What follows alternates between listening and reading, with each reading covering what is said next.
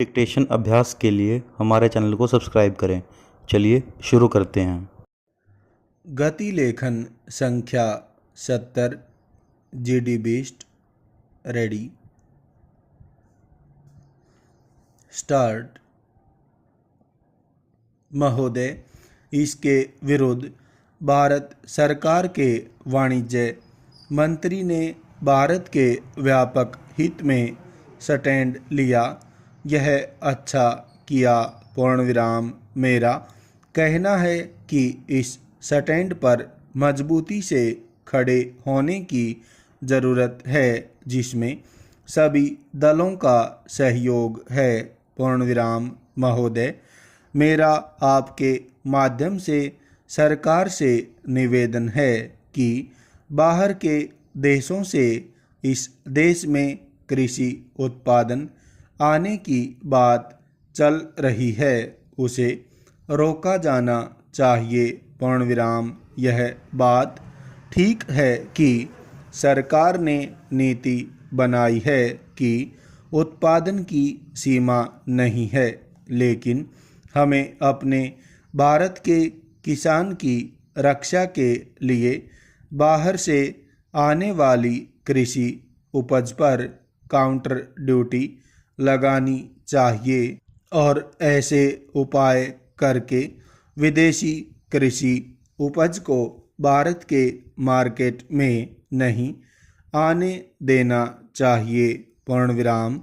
श्रीमान, विदेशों से भारत में कपड़े, बर्तन और फलों से लेकर अनेक चीज़ें आ रही हैं, लेकिन मेरा किसानों के हित में कृषि मंत्री जी से अनुरोध है कि उन्हें ऐसे उपाय करने चाहिए जिससे भारत कभी भी विदेशी कृषि उपज के लिए डंपिंग ग्राउंड न बन सके, क्योंकि उदारीकरण के कारण जो नई पॉलिसी चल रही है उससे हमें ऐसे ही खतरे का संकेत मिल रहा है। पूर्णविराम। ऐसी मेरी आशंका है जिसे मैंने इस सदन में रखा है। पूर्णविराम। महोदय, देश में प्रतिवर्ष प्राकृतिक आपदा से राहत देने पर 10,000 करोड़ रुपए व्यय होते हैं। पूर्णविराम। 5,000 करोड़ रुपए तो नकद दिए जाते हैं और बाकी 5,000 करोड़ रुपए सहायता के रूप में दिए जाते हैं। पूर्णविराम। जैसे किसी को सांप ने काट लिया तो उसे नकद आर्थिक सहायता के लिए 50,000 रुपए दे दिए गए। पूर्णविराम।